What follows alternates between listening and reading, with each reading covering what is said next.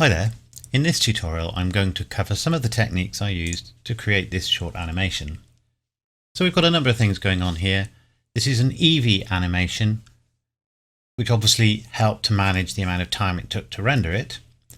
We've got some volumetrics. We've obviously got the ship that we're looking at now, and we've obviously got these asteroids as well. In addition, you may have noticed that we were getting God rays emanating inside the volumetric effect, so you'll be able to see them here. You can see the shadows running up there, and we've obviously got some bloom going on as well. And there's two parts of this ship, and you can see one is rotating even while it appears to be attached to the ship. And I've got a starfield background as well. So to begin with, we'll create our background. We'll start off by just adding some simple stars. So I'm going to open up a new window there, and I'm going to come up to here and change to the Eevee render engine, and we'll go to real-time view, and we'll click here for the world, and we'll just set that to black at the moment. Then we'll come up here and we'll go to the shader editor and change this to world and just say use nodes.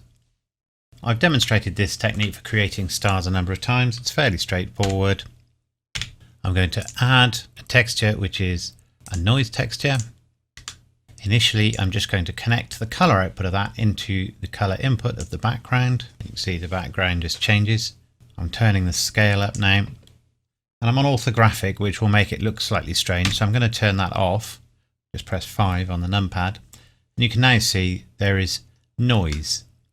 It's colored noise, which is something I want. I'm going to go up to a fairly high scale. We'll try 500, and you can't really zoom in on it, but nevertheless there's lots of little coloured speckles on there now.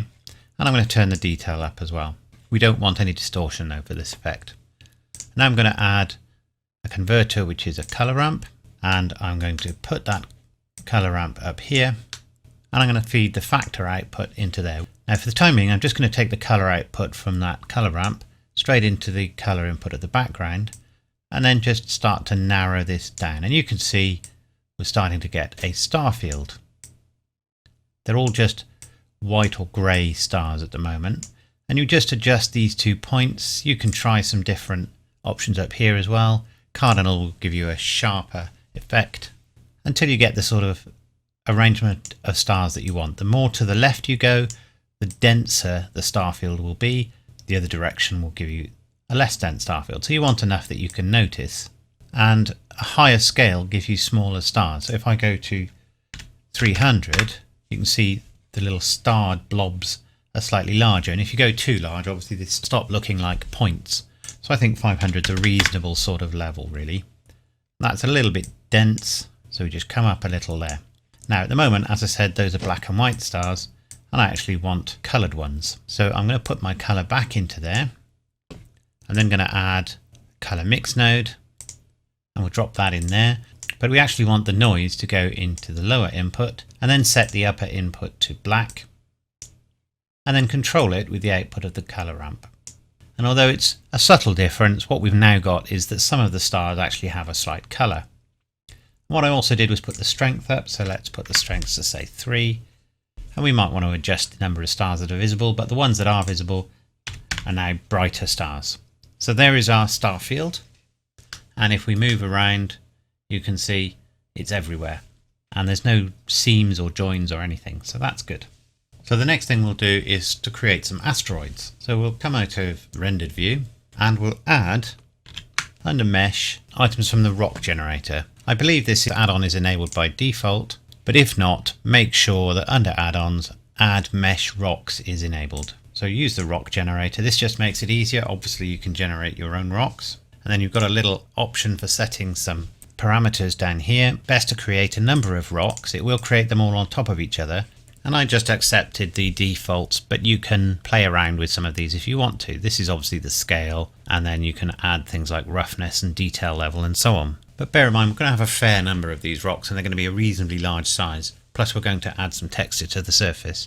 So I'm just going to put 5 rocks there. They will appear on top of each other. So what we then need to do is just move them around a bit. We don't actually have to do that, but it just helps us to see what they're going to look like. And you can see, because we used the rock generator, they're all different. So we've got no lights in the scene at the moment, so I will add, at least temporarily, a sun lamp, just so we've got an idea of what our rocks are looking like in the rendered view. So they're not bad. They're a bit smooth, and we obviously need to do something with the surface texture. They actually have a number of modifiers on them to create this effect. But what we want to do now is just improve that further with some surface material. So we'll go to material with one of the rocks selected and say new, and we'll call this rock. And we need to change this option up here to object. And by default, we've got our usual principled shader. So to begin with, I'm just going to add a texture, which is an image texture. And I use this texture. You can download textures from a number of different places. You can get free ones from cgtextures.com, etc. The idea of this is just to use something that is already a rock type texture. And I just initially plug that straight into my color input. Now we haven't UV unwrapped this, and to be fair, I didn't when I first used it, but Blender's had an upgrade since then. So what we'll do is add an input, which is a texture coordinate, and we'll try generated. And there we go. Worth trying a couple of different options to see what looks closest to what you're trying to achieve. I'm not too worried about the distortions because this is only part of the texture that I'm going to use. So it's a bit of stretching on there, but I'm not too worried about that. That's fine. So you can see there is the basic texture, and then just temporarily I'm going to take that off, and I'm going to add from vector a bump node, and also under converters a color ramp. So I'll take the color out of my texture, put that into the color ramp. I'm just going to put that straight into my principled shader for a moment, and then just adjust the color ramp. And you can see all it's really doing is increasing the contrast and selecting for particular parts of the map. I'm going to take it out of there, put that into the height of my bump node, and then the normal output goes into the normal input on my principled shader. And I can then decide to accept it as is or invert it, depending on what I want to do. And then turn the strength down a bit. I had it down somewhere around here, so it's just a subtle texture at the moment. And I also used B-spline for the curve fall off. So that sort of gives you a little bit more texture. And now I can put the color back in. So it's starting to add some texture, but there's a bit more to go on yet. All of the settings in my principled shader I left at default for this texture. It's a greyish sort of rock is what I was going for. But we need to add a bit more texture now. I've actually got a slight error there. This is the input I should be using. And there we go. So I'm now going to add color mix node and drop that in there. But I want my color going into the bottom node. I'm now going to add a texture which is a noise texture. I used 4D. Just adds a little bit of an extra variation to the noise. I used a scale of about 6.7, detail at 16, roughness at default, and distortion at default. I then added a converter which is a color ramp, take the factor of the noise out into the color ramp, and then I set the bottom end of the color ramp actually to a sort of very dark brownish sort of color. Pull that up to just below about midway, so about 3.8, 3.9, something like that, and then pull the top down to about 0.8, and then that gets fed into the other side of our color mix node. So this is just mixing those two noises together, albeit this one isn't contributing to the surface texture. And I then turn this all the way up here, so most of what the surface color is the original texture here, and only a little bit from the new noise texture. So that's making a start. If we want to, what we can do is we can unwrap this. So if we press U here and we just say cube projection, for example, and then change this to UV up here, you can see we get a different sort of map. Or we can go for sphere projection. That'll often give us some errors in certain places. It's worth trying a few different options, but you'll usually get some bugs if you try to use anything other than generated. I think cube projection is not bad actually. There are some seams, but they're not very obvious. And if you don't like it, you can always go back to generated or something like that, or object. So you can try different options, a few options there anyway. So if we select these other rocks and then finally select that one, press Ctrl L and link materials. Now they've all got the same material on them. And then what we can do is have a look around at some of the modifiers that have automatically appeared on these rocks. So the subsurf, not too worried about. Some of them I think I had slightly higher. doesn't matter too much. And what you can do if you want to is you can go and have a look at the actual material that's being used, and you can play around with some of the settings on there, and you'll find there's quite a few different rock displacements that have been generated, and you may just be able to make out that rock sort of rippling as I make changes. Voronoi are often a good choice for rocks because it gives you sort of combination of angles and dips that are often there in real rocks and maybe asteroids too. Not too worried about spending a lot of time on this. You can play around with these various different rock options and see what they give you. And you can see it's got different distortion maps for each of the rocks. So we now need to put them into their own collection. So we just press M and say move to a new collection, and we'll call this rocks. And there they all are, all down here. So we're now ready to create our field of rocks. But we'll just take all of these, we'll look from above, and we'll just move them over here out of the way. I look in here, I've actually got a camera, so I can see now where my camera is looking. And I'm now going to add a cube. So we'll make that big enough to enclose the camera. We don't want it inside the rock collection, however, so we'll put this back up here in the main collection. And we'll call this rock field. We're going to go to particle systems and add a particle system. We only really need one particle system for this. I used about 250 particles. Seed isn't too important, we'll play around with that later if we need to. The lifetime needs to be longer than the lifetime of your animation, so I had mine set to about 1000. Currently we'll go with the 250 frame animation that's default, so as long as this is set to longer than 250, that's fine. Frame start should be 1 and frame end should be 1 as well. So in other words, all of the particles appear at once. Under source, emit from volume so that they are all emitted inside the cube. I used random so that it was literally a more random distribution of asteroids. Then under velocity, we want normal set to 0, otherwise all of the rocks will be moving out of the scene. But I did put an object velocity of 0.01 on and a randomize of 0.1 so that they did have a little bit of random movement, only very slow. I then enabled rotation. I set the velocity to normal, randomize to 1,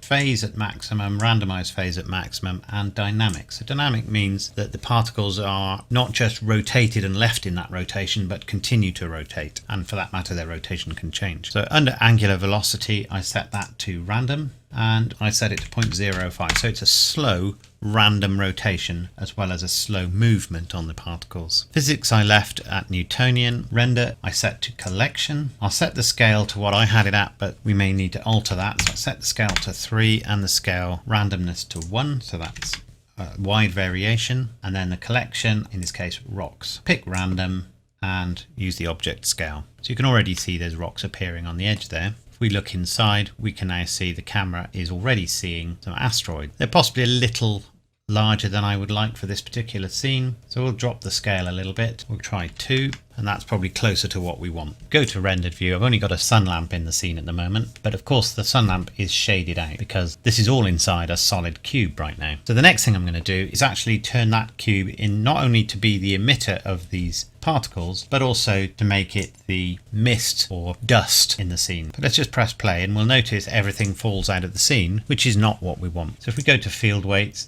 and turn gravity to 0, now the rocks are just moving around as they want to, and we can see some are moving up, some are moving down, but they're not falling out of the scene now. So with our rock field selected, we'll go to materials and add a new material. I'm going to immediately remove principled shader and then add a shader which is a principled volume shader. Obviously the thing to remember here is it doesn't connect to the surface, it needs to connect to the volume. The density will be way too high to begin with, so I'm going to set this now to 0.001. Now I haven't got the right light in the scene yet, but you can see we can now see the star field. So I'm going to put a more appropriate light into the scene and we'll see how that changes things. So let's remove the sun lamp and add a lamp which is a point light. It's been added into the rocks collection, so we need to move that out of there. You can see that because there's a lot of them appeared all of a sudden. And now we'll just move that to where we need it to be. So let's try it there. Now the thing with this lamp is I found I needed to have a very, very bright lamp. So the lamp's in watts and I ended up with a 2 megawatt lamp. That's a pretty bright lamp. I can't imagine. I guess it would be like a star or a sun. So you can immediately see the sort of brightness we get from that. But what I also did was play around with the anisotropy, which is how the mist behaves relative to the direction that light is coming toward the viewer. So I actually had this up quite high and you can see how everything's going dark now I've got quite a low resolution for the volumetrics right now, but nevertheless you can see it's starting to work. So if I go to 0.995, maybe even higher than that, and you can see we're starting to get some interesting effects there now. That's probably too bright for this particular scene, so I'm going to select my point light and we'll turn that down. We'll try 1 megawatt, and that's a little better. Maybe even we're going to the kilowatts. It's going quite a dim star now. And so on, and you just need to play around with that. The reason I was playing around with it is because we're still getting quite a lot of overexposure on these rocks out here, and we can just go down and down until we're getting somewhere near what we want. And at the same time, of course, we can, if we want to, we can increase the density up here, so we can go to 0.01 for example, and that starts to cut the light down as well. I also set this to white, but of course it doesn't have to be white. It can have a hue to it if you want as well. I ended up colorizing the scene slightly in the compositor, which is why it doesn't look completely white in that. I also added a little bit of color to the star itself. So we select the point light, and I'll set that to slightly yellow color, and you can see the sort of effect we're getting now. So if we go to the EV settings now, I did turn on ambient occlusion. It didn't make a huge amount of difference. I did use bloom, but I'm going to turn that off for the time being, and we'll turn it on later because it will get in the way. But if we go to our volumetric settings, currently this is using a resolution of 8 pixels, which is a relatively low resolution. I'm going to turn that up to 2. You can already see that starting to take on a slightly finer effect now. If I let things move around a little, maybe we'll get some interesting effects there too. I can even move the star around a little bit. You can see how bright that star is when it comes into view. Next, I put the samples up to 128.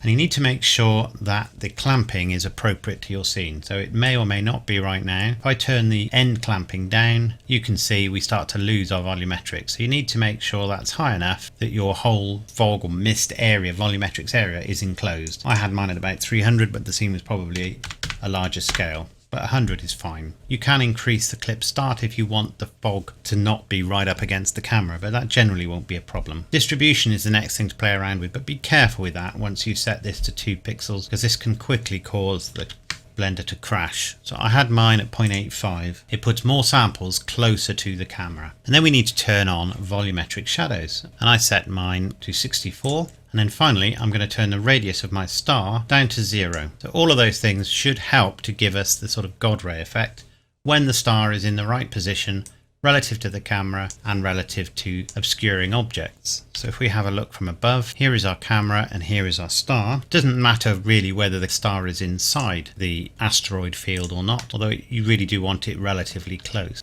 So there we can see I've repositioned it a bit. You can see we've got some God rays starting to appear there,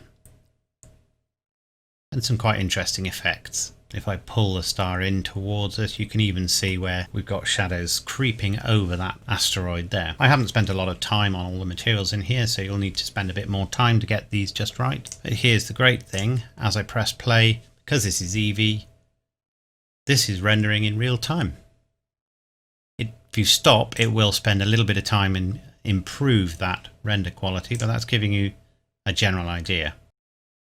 So now we can just make our ship. I'll hide asteroids while we're doing that, and we'll just add a cylinder, rotate X90. So I'm not going to go obviously into the details of modeling the ship. I'm just going to do a few things and show you a couple of little add-ons that might be useful.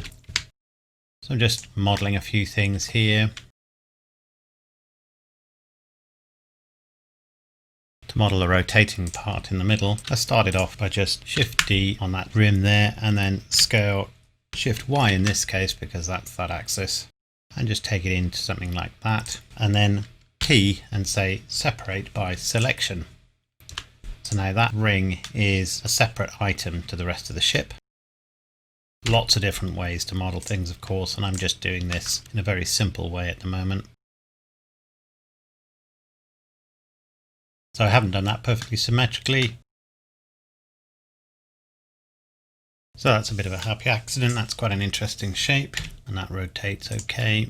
We've got a bit of a bulge just there, and we'll just turn on clipping for that. I've used the mirror modifier here.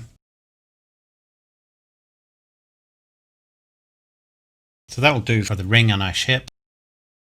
And obviously what we need to do now is to be able to animate that ring independently of the rest of the ship. So you'll notice its origin point is out here because it was originally part of the ship. I'm going to apply the mirror modifier and then say object, set origin to geometry. And now if I scale that up a little bit, it just scales appropriately. Just going to add a basic material to the ship. We'll call this ship base. And for the moment, we'll just make that a somewhat metallic grey. And I'm going to select the main ship, select that object that I just created the material on, and just say Control L and say material. So they both got that material on them now. Obviously, it's a very bright star we've got there with nothing in between right now. So let's just add a few materials to the ship. We've got our ship base there, but we now need to make that a bit more interesting. For my ship, you didn't get to see the ship in a lot of detail. You didn't get a long look at the ship. So therefore, I didn't need to make the material too detailed, but let's just add a few effects to it. So I'm just going to add them in and then explain them as we go. So to begin with, I'm going to add a texture, which is a brick texture. I'll use the values I used originally, but we might need to tweak them a little bit. I used a frequency of 3 and the rest was left at default. Then add a color mix node and take the factor of the brick texture into the lower input on the color mix node. Then added another texture, which is a checker texture, and took the factor out of that into the upper input on our color mix node. Then set the color mix node to darken and left the factor about where it was. Because I haven't unwrapped this, I'll add an input which is a texture coordinate, and we'll use the generated output into the vector inputs on those two textures. I then added under converters a color ramp and put the output of that color mix node into the color ramp, and then the output of the color ramp into the base color. You can see we're getting quite a strange look there. And just lift the bottom up slightly. So that gives you an idea of the sort of scale of the texture. So in this case, I'm going to turn it up slightly. I'll turn the scale up slightly here, and I went for a scale of about 15 on the checker texture. It's worth trying some of the other options in terms of texture coordinates, or you can of course go and unwrap it, which is probably the right thing to do. But I'll stick with this for the moment. Now that looks pretty weird right now. And what I did was I set the low end color to a sort of roughly mid gray, and then the high end color just to a slightly lighter gray. So there was only a very subtle difference between the two shades anyway. And obviously you can spend some time doing more than that. You can unwrap it if you want to get rid of these sort of curves and so on. But it was just to get a quick effect of sort of panels. Maybe we'll turn the scale down a little bit on the checker texture. And then we want to add a vector, which is a bump node. Take the output from our color mix node into the height input on the bump node, and then the normal output into the normal input on the principled shader. And I set the strength to about 0.18, maybe a little bit less strong for this one. And you can see what that does is it makes some of the darker panels at a slightly different height to the lighter panels, and just gives you that effect of something really going on there. Maybe even less difference than that. There you go, that's a bit more subtle. I set metallic to relatively high, about 0.7, 0.8, somewhere around there. Roughness down to about 0.3, just to give a sort of grey metallic look to it. If you want to put a colour on it, you can add a slight color tint perhaps to the color ramp here. So you could put a slight blue shift on there, perhaps on some of the panels, and maybe a slightly coppery look to some of the others to make them slightly more obvious. And we can shift from one side to the other here. So that's our basic ship material, the metal of the ship. But we also need to have some windows. So I'm going to add a new material. And all I'm going to do for that is remove the principled shader and add a shader which is an emission shader. Connect that into the surface, and I set the strength fairly high at about 6. And we'll call this windows. I'll leave these slightly yellow, very slightly yellowed color. And then we can decide where we want our windows. So for example, I can just add some nodes in there, go to face select, and very quickly I could just say select, checker, deselect. Now, because of the way I made this, I just need to add one other face in there, and then what we can do is obviously just assign the window material. So that's put a basic material on there for some windows. And then just to have a nice bright rocket, we'll just select some faces in there, add a new material. We'll use the window material as the basis. Come out of edit mode just for a moment to click that too, and go back into edit, and we'll call this rocket glow. We'll make this essentially a white material, but we'll give it a strength of 1000, so it's very bright, and assign that. I don't mind too much that it's not quite to the end of the rocket. It probably won't even show. I actually added some other rockets and things like that just to add a bit more interest. I'll add a few additional vertices in here, and then we'll just select some of these faces. Obviously you can do this when you're creating the rocket, which may be a little easier. And then I'm just going to press I, and you can see that creates some additional faces, and I'll just move the mouse to make them slightly smaller, and then F3 and start typing circle. You may need loop tools enabled, and then that just creates a nice round shape. We'll select that. We'll make sure we are on individual origins, scale them down a little bit more, E, and then just clicked, and then E again, just so that we can lift these out slightly. And I'll actually leave these slightly rounded, I think. And then with the top selected, again, we'll select our window basis and change that to red light, or whatever these might be, perhaps additional rockets of some kind, and we'll change that to a nice red glow. And I had mine on about 12 strength, and assign that. And obviously you can go on and do other things. I'll just put some window glow in here as well. I will make this one a slightly bluish shade and a bit dimmer because it's quite a large face, and we'll assign that. And because it's done that, because of the subdivision surface, I've done Control Plus and now assign that, and now that's just added a few more faces. So another little quick thing I did is I used another add-on. I think this add-on is enabled by default, so we'll just add a few more vertices to this central area, and then I'll just select perhaps those two areas. Now just to make sure, if you just go to Edit, Preferences and Add-ons, just make sure that the Discombobulator add-on is enabled, and then with your mesh in edit mode and selecting some parts of the mesh like this, we'll just add a discombobulator. What this basically does is add some calculated detail. So you can see we've got a lot of options here. So let's just accept the defaults and see what that does for us. And you can see it's just put a load of little additional shapes onto the model. I'm just going to go with those defaults, but you can play around and experiment with them to see what that does for your particular shape. And I ended up putting some lights on some of it, so we can go into edit mode. It's just a mesh like any other. It's used the base mesh from the ship. We just need to make sure we parent this object, this new object, to our original mesh. And while we're at it, let's parent this donut to our original mesh as well. Control P and keep transform. So now when we move the main ship, everything moves with it. And we could just say select random, and we can actually vary the randomness down here. So select less of them, and perhaps add a material. We'll again base it on perhaps the red light this time, remove that too, and make this blue light. And we'll obviously change that to a nice strong blue color and assign that, just for some random detail really. So I haven't spent a lot of time on that, but that's given us our basic ship. And if we come over to the scene settings and we turn bloom on, you can see those are bright enough that they're really washing the scene out. We'll need to adjust the bloom settings in the scene. So let's do that now. I used a bloom which the first part of the settings I left as default, but intensity I turned down a long way, so it was just a very subtle bloom that didn't wash everything out. We'll want to turn on screen space reflections as well, because that gives us some extra effects in terms of light bounces. And you can see we've got a bit more going on the ship now from the lights themselves. If I turn that off, you can see we've got the lights, but it's very simplistic. The lights don't really reflect very well off the ship itself, but we turn the screen space reflections on and immediately we've got a lot more going on. I left all of that at default. So we just need to start animating our ship a little bit now. So at the moment it doesn't do anything. We want this outer ring to rotate. So I'll go to the beginning of the animation, press I and select rotation with the ring selected. Then we'll go to the end. I'll rotate. It's important to do this bit before you've moved the ship around.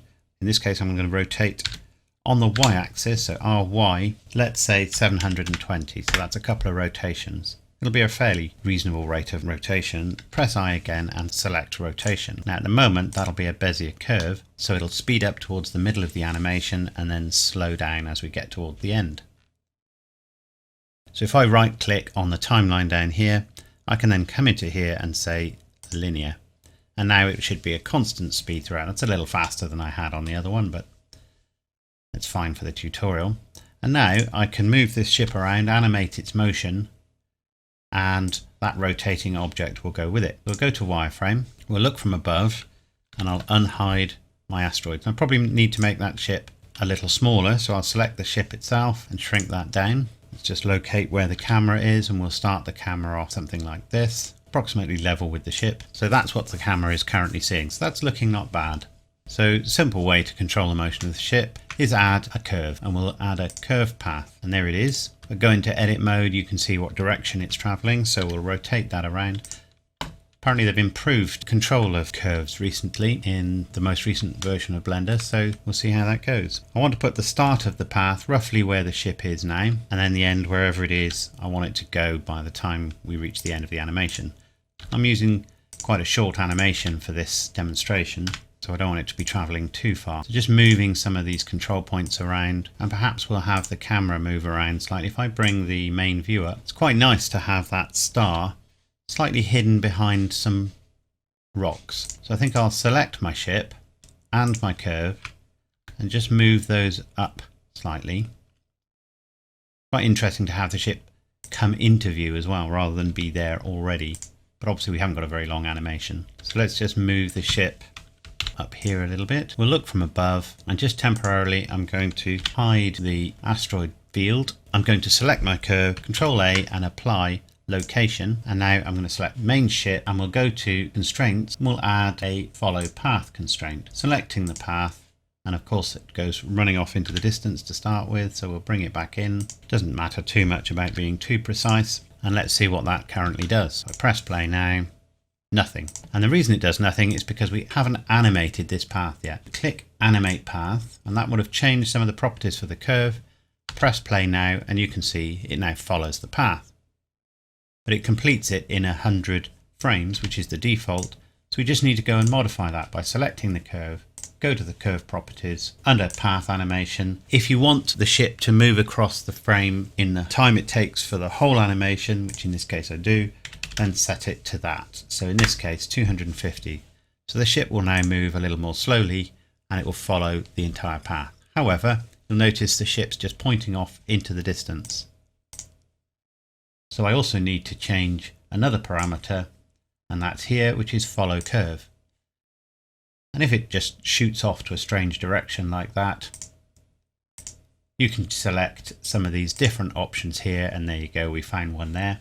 X for the forward direction, and that's made my ship travel as I might expect it to. So looking from the camera, I've now got this ship coming into view and then going off into the distance.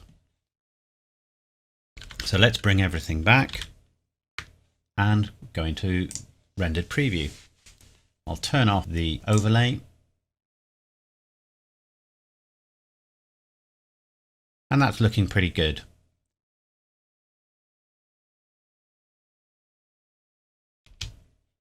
So let's come back a little bit so that we can see our ship. And you can see we've got a bit of God ray shadows going on there. And then we'll give that a quick render. So without having done anything with compositing yet, that's already looking like quite a good scene. I could probably turn the brightness of the main sun down a little bit. I generally find it's better to err on the side of a little bright than a little too dim. But we can also play around with some settings. So under the color management settings, for example, we could play around with the gamma a little bit.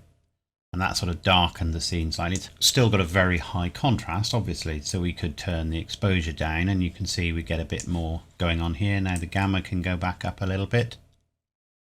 It's a matter of playing around with the settings till you get what you're looking for. Filmic log, I think, was what I used, and that obviously goes quite faded to start with, faded looking, but what it does do is it gives you a bit more range amongst the very highly exposed areas. So you just have to play around until you get the look that you want, obviously. Here the volumetrics is showing a lot more, but we haven't done any compositing of any kind as yet. So one of the things I played around with quite a lot was optimizing for the render times. So you can see 11 seconds, well almost 12 seconds. That's actually pretty good given we are rendering 64 samples. But you'll probably find when you actually animate it that there's quite a bit of noise in certain areas, especially on the ship. You can see around here that looks fairly noisy and is fairly noisy. So we'll come up here and we'll go to the compositor, we'll say use nodes, and we'll make a few changes, and then we'll see what we can do to improve the noise level. Because the less noise in the scene, the faster we'll be able to render these frames. If you're rendering a still frame, it's not so important, and you can just increase the number of samples. But obviously if you do that with an animation, then you're significantly increasing the time it takes to render that animation, especially if it's more than a few hundred frames. So to start with, let's add filter, which is a glare node, and we'll just drop that in there. We'll change that to ghosts. Ghosts are the sort of effect where a camera is near or is looking at a bright light source, and the various lenses within the camera are reflecting light backwards and forwards, so you get ghosts of the image appearing. And we'll turn the threshold up quite a long way, remembering we've got a very bright light in here, and you can see that's turned it down a little bit. And because of the very bright lights in the scene, the ghosts will tend to be quite bright. You can play around with the mix here, so I'll turn the mix up to 1, and now we can just see the ghosts. But I want to be able to control how visible those ghosts are. In less extreme contrast scenes, you don't necessarily need to do this, but with a scene like this, a sort of space-based scene where you go from extremely bright to extremely dark, artifacts like this are more significant, and I imagine they're more significant in real life as well.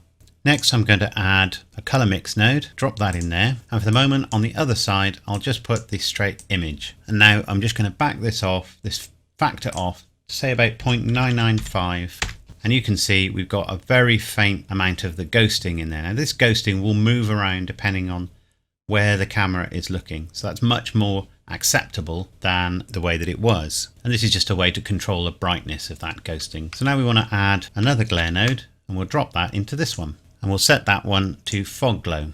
We'll set the mix to minus 0.975. So in other words, that's mostly the scene and just a little bit of the fog glow. And I'll set the threshold up at something like 2 for the moment, and the size will go up to about 9. So you can see there's a subtle effect there now. If I select this node and just press M, it will take it out of the scene, and there you can see the difference. So if I zoom in on here a little bit, I'll press M again to bring it back in.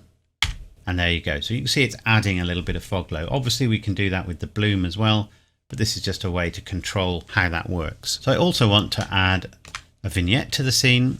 So I'm going to just simply add under matte an ellipse mask. We'll just put it there for a moment so we can see where it is. And you can see there. So we'll set the width to 1 and the height to 0.5. We'll now just take that out of there. We'll add another color mix node, set that to multiply, and put our ellipse mask down there. And I'll add another filter, which is a blur filter, set it to fast Gaussian, take the output of my ellipse mask into the image input on that. We'll switch on relative so that it recognizes that it's not a square image, and Y is the thing it needs to adjust for, it's the aspect it needs to adjust for. And I used about 15% for the blur amount, and I selected extend bounds. What this does is it helps avoid artifacts that occur as parts of the image approach the edge of the scene. You can sometimes get some little flickers and things, and unless you want those, turn that on. The output of that then goes into the other side of our multiply node, and I'll just set that up at 1.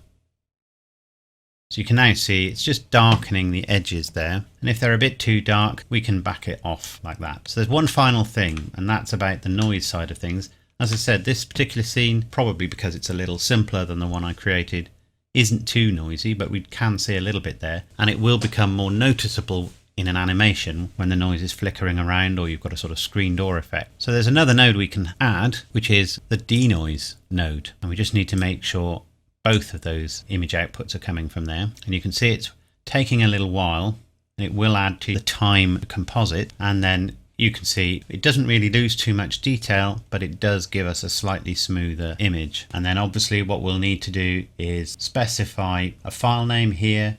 I generally render not RGBA, which is needed if you're having a transparent background, but just RGB. I generally render out to PNGs as a good compromise between uncompressed and compressed. That generates a load of individual files, which I can then composite. I use Premiere, but you could just as easily do it within Blender itself and composite that into a video file. So I hope you found that useful. If you did, let me know, and I'll see you in the next tutorial.